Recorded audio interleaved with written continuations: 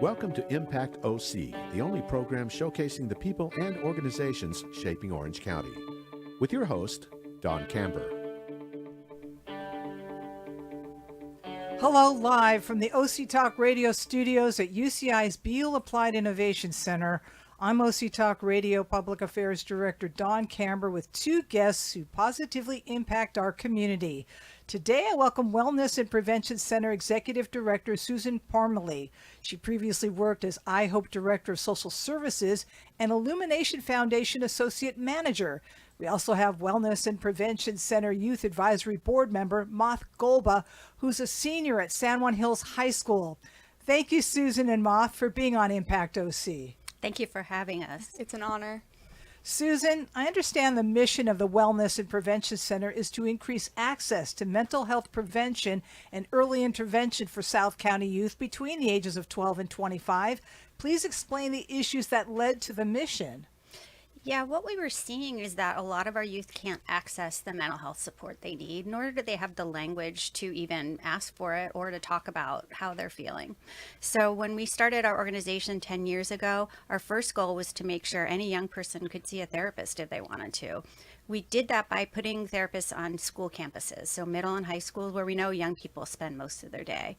And not only are we there to do that early intervention, which we know if we can intervene early when youth are having just the stressors of mental health conditions, we know they have a much better outcome in adulthood and we can stop things from progressing. So not only does that person on a campus do those kind of interventions, they're there to do prevention education, to talk about mental health, to lower the stigma, to make it okay to ask for help, to make it okay to support a friend, to help teachers understand how to get young people help, to help families understand what it looks like when their young person's struggling. Well, what are some of the issues? So some of the things, I see to start with, kids just over focused on what it looks like in the future. They might take an overloaded class schedule. There's also a lot of challenges with peer groups to use substances, to do things that are dangerous, because there's a thrill-seeking behavior that's really healthy among youth that can get misdirected so easily. We see young people who maybe are from minority populations that aren't getting maybe discriminated face discrimination, not get the help they need, not get the support because there's a cultural misunderstanding. And we see a lot of bullying that really can impact young people. What are some of the services you provide? So we will work with the family first to do an intake appointment and then to see if we're the right fit for them. There's some things that aren't appropriate to work with on a school campus, and we'll make sure we get them connected to a service outside, which can be a challenge. They might be with us for a little while we find someone. The healthcare coverage for mental health services is very poor. We have a lack of professionals in South County because you can't really bill insurance very well, and there just aren't enough. And we make sure that we don't stop working with that family till we know this issue is either being supported by another organization or practitioner, or we work with that young person ourselves one-on-one in the therapy session. We might do some family sessions as well. We might try to connect them to a group. We have a lot of groups in the summer that we support young people in.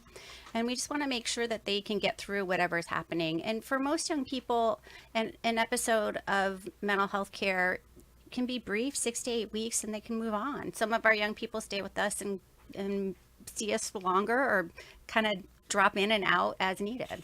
Moth, what led you to become involved with the Center's Youth Advisory Board? Well, the former leader of the board, Cassandra, she actually turned me on to it. She saw how interested I was in helping others who were struggling mentally, and she thought I would be a really good fit. So I applied to the board and I was accepted. So what are the challenges to maintaining mental health? A lot of it is the competitive atmosphere in today. Like, there's academic competitiveness, there's competitiveness in sports themselves, in social circles, like you want to be the top tier of everything. And it's both like external from other people saying, oh, you should be better, and the constant comparisons. And there's also internal, like you want to be better than you were before, even if you're at your limit. So what are the stressors involved? There's a lot of academic stressors, like there could be tests and whatnot, exams that a person's not prepared for, sports, just games like that, peer pressure, as Susan said, encouraging someone to do something that they're really not comfortable with, and there's just a lot of internal struggles. Like, people aren't prepared for what they think they need to be like, so they're feeling unwell. So what happens if they express they have some issues, they go to the organization and the organization will have someone on campus to help? So yeah, we're on 8 campuses right now, middle and high schools in Capistrano Unified School District. And so we have an open door to the young people there. In the state of California, by law, a young person can consent to see a therapist age 12 and up. We always want the family involved. So some might start with the family, some might be the young person refers themselves. We also have community clinic hours and a little bit of telehealth as needed because we want to make sure every young person's getting what they need.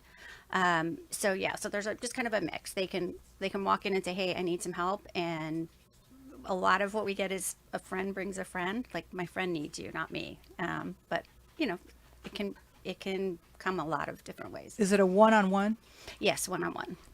And Moth, have your friends ever sought help? Yes, I personally have sought lots of help, and then I've also encouraged my friends to seek help, because there's lots of stigma around mental health nowadays where people just don't feel comfortable saying that they have poor mental health. So it's really necessary that we reduce that stigma so people who need the support can get the support. So how does it work when you walk into the session? What goes on? Yeah. Well, every session is different depending on who you're working with and who the patient is. It could be, there's art therapy, there's equine therapy, there's just sit and talk therapy. There's many different things that you can do. And it starts off with kind of a consult, getting to know basic information. And then personally, my experiences go with you talk about events that have happened or things that you think are really important, and the person, the worker, helps you with those issues. And then there can be underlying stuff that's brought up as you just talk. It's really all different, though, depending on the individual. But the idea is to talk about what is bothering you so that someone could look at your life and help you, I guess, process what's going on. Yeah, and there's a lot of different ways we look at things. Is there something going on in the environment that maybe needs to be changed? Maybe there's friend groups that aren't healthy for you anymore. Maybe there's other relationships that aren't healthy. Maybe there's ways you're approaching life, like taking on too many things at once, that we want to work through. And it's very client driven. So how I also train future therapists, what you just start where the kiddo is. When the kiddo comes in, what's going on? What do you want to, where are we going today? Yeah, there's some intent behind it, and often the client will make goals with you. Like, here's what I'd like to do. I'd like to not break down every time I have 3 tests the next day. I'd like to be able to approach it in a better way. I'd like to solve this conflict I have with my mom, and I'm not sure how to go about it. So it can be very focused on an issue. It can be focused on what's going on in general. It can, just whatever the young person needs to approach when they walk in the room. What are the consequences for not getting help? When we're seeing true mental health symptoms that aren't being addressed, we'll have a kid who will isolate, won't come out, will start to perhaps self-harm, who will quit going to school, who might make, suicidal gestures or make an attempt. It's a hard age. It's one of the second highest age range for suicide attempts and suicide completions is that 12 to 25-year-old age. So it's just scary. There's a lot of impulse that happens. So when we're starting to see these warning signs like lack of sleep, a drop in doing things that a young person likes, a drop in grades, a change in personality, we really want parents to check that out. And we want peers to tell their peer too, hey, I've noticed this has happened. You don't want to hang with us anymore. Do you want to tell me what's happening? I know someone on campus you can talk to. So objectively speaking, Moth, without going into detail, can you objectively tell us how it works for you to feel better? Because at the end of the day, isn't that what you're seeking? Yeah. Well, there's first, when you're starting your process, you're going to not feel good at all. You're going to be very low. And then you might stay low for a while because it's hard to immediately get better. But then as you're working with other people and getting the help and support you need, you're slowly going to feel better. Your final result may not be the same level as everyone else, but it'll be better than when it started. Is the idea that you're hearing information and you're getting it to the point that you can make change in your life to feel better, and maybe not look at your life the way you did before you walked in the door. Yeah, the whole point is to have a new perspective, because in some circumstances, like, your situation won't change, but your outlook on the situation should change and be more improved. Can you give us some examples of why your peers may go and seek help? Yeah, well, if someone's having severe anxiety, like, it could be general, academic, social based, anything like that. If they're feeling all of a sad, really sudden, if they're feeling lots of grief due to, like, a loss in the family or anything like that, any negative emotions that are just making quality of life worse can lead to help. And how can people solve their issues?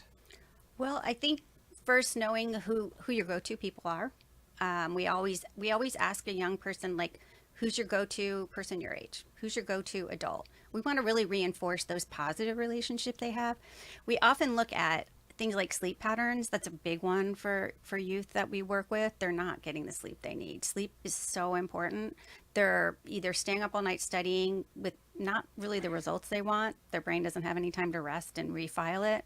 And just these really off sleep patterns are something we always look at first thing. Kind of lost track of the question there. No, I'm just saying, how can people understand how this service can help? Right. I think hearing more, the more talk, young people aren't afraid to talk about it, sharing how it helped them, like you just asked Moth to do, I think is super important. And being open. We're very open about saying, oh my God, I had to go to the doctor, I have strep throat. But we don't really say, yeah, I was having a really bad couple of weeks, so I called my therapist again. We don't as openly share that, and I think it's important. So, Moth, have you seen your peers go through it and then you see a change in them? Yes, I've seen a lot of my friends. I've seen them at, like, the good points, and then I've seen something happen where they start to become depressed and are just going through a really tough time.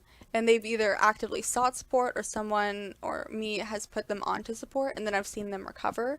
I've also seen friends who have gotten to a low point and then have stayed there because they did not receive the support they need. So it's really important that they do receive the support they need, because once they do, they can reclaim their sense of life. Now, when they're seeking health support, are they doing homework to reinforce what they learn in a session, or they just go to the session, enough sessions, and they're fine? So we already feel like our young people do too much. Yeah, we might suggest some little bits of homework, but the kind of homework we suggest is, when you're sitting there and you can't focus on your work anymore, if you can't focus on something you're trying to get done, take your dog for a walk, go outside, do a meditation. So we try to give them tools, not homework per se. And we pretty much stopped ever calling it homework because, yeah, that's what they sit and do all the time. So we try to give them more, and a lot of this is being called social prescriptions now in the healthcare world, that doctors think they've rediscovered, but we've been doing it all along. So we'll challenge them a little bit. I had one young person who's like, I know the answers, but I won't put my hand up. So we did a little kind of exposure therapy homework where for 1 week, he tried one day to raise his hand. Then we kept increasing it just a little bit, and he gained that confidence. That kid graduated top of his class. It was awesome because he did have so much to share. So there's different ways we give homework, and sometimes it is maybe writing your negative thoughts down, or why don't you try journaling for a week? And you wait and you see which ones stick. They're not all going to stick, so it's nothing you have to do. It's more kind of, do you want to try this? So are your peers willing to talk to each other about what's going on with them? Yeah, a lot of people, like my age, either they don't have a trusted adult or they don't feel like they have a trusted adult to talk to. So we turn to each other not for therapy necessarily, but for emotional counsel and just for support, because we are the best community for ourselves. So we turn to each other a lot. And you see the change in their lives by doing that. Yeah, it's much better, even if you're feeling like poorly, it's much better to have a community that supports you rather than being isolated. Well, we need to bring up social media. I mean, you're living in a social media world. Can you explain how social media is causing a lot of this stress? Yeah, there's just so much, like, people on social media are living their best lives. So, like, there's beach selfies, there's all these healthy foods, they show off their wealth, and it's not very realistic to everyone. Like, they will show the best life, but they don't show themselves getting up 2 hours early to set up this perfect sunrise photo. And people compare that to their everyday lives and are like, oh, well, this person's doing so much better than me, when in reality, they're not. So they need to kind of realize what the reality of life is. Yeah, they need to realize that Instagram life is not real life. How are you helping them with that? I'm a big fan of social media education and cyber civics and all the educators that do things like that. We have a lot of private schools that are making it mandatory at a very young age. I recommend this to families. One of my favorite is CyberWise. And I think that if you go in with the right expectations, just how, saying in grad school research, you were taught how to find the right research and what's valid and what's not valid. We need to actually do a lot more education. There's a really good youth run group called Good for Media that sends out a lot of good information. We need to educate young people before they get a cell phone. Do any of the sessions involve parents? Yes, we do have sessions that involve parents. Typically what we'll do then is we'll have a second therapist come in kind of to be with the parents and let the young person have their therapist to them, still kind of to themselves. And we usually do a family group that way. And how does the outcome? There's so many different dynamics. Usually when families come together in a session, it's usually because they want to. We never force it. So usually that's a positive session. Would I always like to have a family session? Absolutely. There's some youth that aren't ready for their parents to be there. And there's that layer of confidentiality with the therapist that makes the family session a little more challenging. Can you give us some examples of what you've seen in a positive way? Yeah, so I worked with one family that was working on phone dependency of a young person who had to have his phone in bed, had to have his phone 24 hours a day, knew how to hack through the Wi-Fi when it got turned off. And we were really able to set some good rules and boundaries and help the whole family move forward. It wasn't easy. It took a lot of time. But when these kind of habits get to the point of what we probably would call addiction, it takes work from everyone to make it better. And it also takes work for the parents to role model the right behavior and put their phone in a drawer, at a certain time of day and be done with it. So that family was able to work together and make shared goals and move forward. Phone addiction. And Moth is nodding her head. You see that with your friends. Yeah, they're not necessarily with my close group, but there's a lot of people in my classes and whatnot who, we have to put our phones up during class, and then right after class they're grabbing it and just staring straight at the screen. They have no self-control, and it's really important that we manage ourselves, because in the real world you're going to have a job. You can't be on your phone 24/7, and we have to combat that. Do you see people seeing a therapist just for that? I do not usually. Parents try to manage it themselves, and then either the kids figure out a way around it, or it works. Most of the time the kids find a way around it, though. Will many of the people who are your peers, will they tell their parents what's going on with them? It depends on the relationship, and it depends on the parent, because some parents have a more emotional relationship, some have a more academic relationship. Most of the people I know do have at least one parent or just an adult that they will go to for support, though. Now, you did reveal that you are moving into the psychology arena when what you want to do when you grow up. Explain what you've learned from being part of this organization. I've learned that there's just so many aspects of psychology. It's not just the mental and internal. We have to extremely look at the external factors that are causing these internal behaviors. So really, change not only comes from internal, you have to change the external factors. And what are some of the external factors? There can be the situation, a poor living situation, academic misconduct, kind of not being helped academically, you need support academically. There can be physical issues and stuff like that. I mean, Susan, there is so much pressure put on these youth. Yeah, I reflect back to when I was in high school and I couldn't even tell you what was going on in the world, and they have everything coming at them all the time. They're worried about the climate. They're worried about the political situation. They're worried about the trauma that their peers might be facing because of so many different outside variables. So just watching it in their face all the time, I just get a little sad. And I think it has to be overwhelming. And this is why we're seeing we're just seeing a rise in poor mental health among our young people. What are some of the signs of mental health issues? Like I said, losing sleep, not wanting to do usual activities. So you'll have a kid who just loved playing baseball. Like, I'm not playing baseball anymore. I'm not going to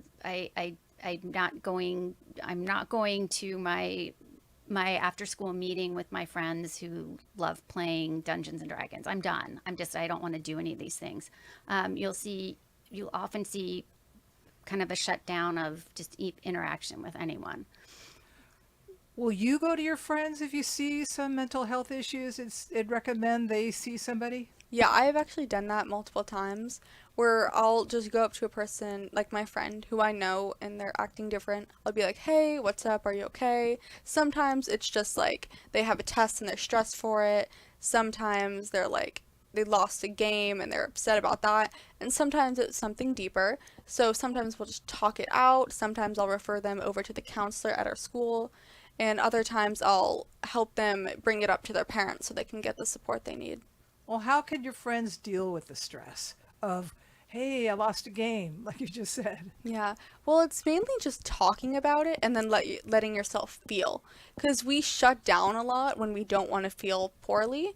But if you shut down, you're never able to properly experience and go through those emotions. So we have to experience the emotions, come to terms with the loss or the upcoming anxiety, whatnot. Just come to terms with it and then just move on. Say there's another thing, there's another day. It's not over. That's great advice. Yeah, acknowledgement's really important, and feeling feelings. I think, there was a time where we told, just stuff it down, move on, get going. And I love this generation. They support each other. They talk about it. Because it's overwhelming being a youth with everything that's coming at you. Yeah, there's a lot happening. So how can the public get involved, Susan? Well, they can go to our website. We're always looking for financial donations. We'll be looking for volunteers at our newest program, Alcove, and our website is wpc-oc.org. We have opportunities to share things that you'd like youth to learn when we're at Alcove, and that's a youth integrated care center for 12 to 25-year-olds that will be opening on August 18th, and we're super excited. We'll be able to really serve a lot more youth, and that location will be in San Juan Capistrano. Thank you, Wellness and Prevention Center Executive Director Susan Parmelee and Center Youth Advisory Board member San Juan Hills High School senior Moth Golba for being on Impact OC. And I thank everyone for tuning in. I'm OC Talk Radio Public Affairs Director Dawn Camber. Have an impactful day.